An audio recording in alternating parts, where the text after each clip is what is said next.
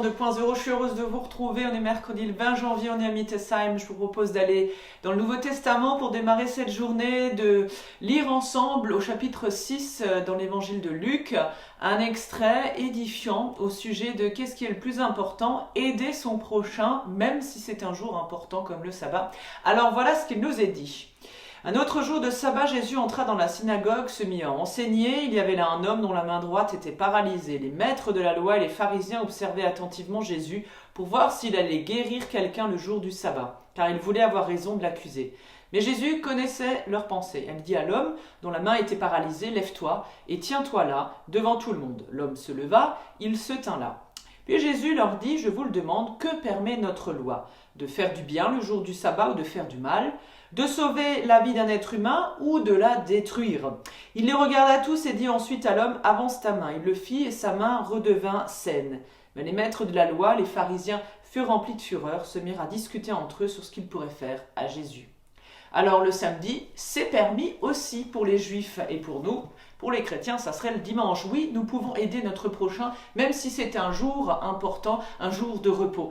Car on le sait, même si le sabbat, qui à l'origine est un jour de repos prescrit par Dieu lui-même dans la loi de Moïse, où chaque famille se rassemble, où chacun rend grâce à Dieu pour la création, mais également pour faire mémoire de la libération du peuple de la servitude en Égypte, où toute activité manuelle est proscrite, on le sait, normalement, si c'est une question de survie, on peut quand même aider. Alors on sait que dans l'histoire biblique, le roi David, lui, a transgressé justement cet interdit pour aider.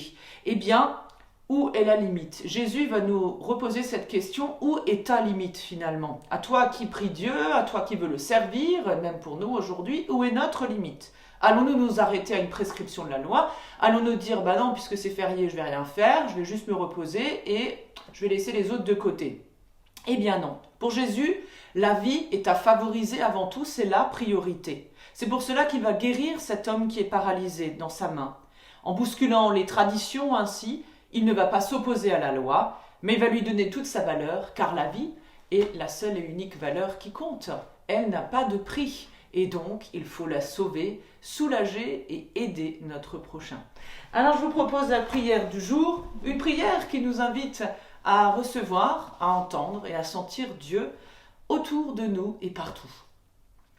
Notre Dieu, tu es partout près de nous, tu es au-dessus de nous pour nous faire du bien, mais tu es aussi derrière nous pour nous pousser. Tu es au-dessous de nous pour nous porter. Tu es devant nous pour nous conduire. Tu es tout autour de nous pour nous éclairer, sois en chacun et en chacune de nous, Seigneur, et notre vie sera vraie et bonne pour tous. Amen. Je vous souhaite une super belle journée dans la grâce de notre Seigneur et je vous donne rendez-vous demain matin pour la prière du petit-déj et on se dit rendez-vous dimanche à 11h en vidéo avec un temps de célébration live. À plus!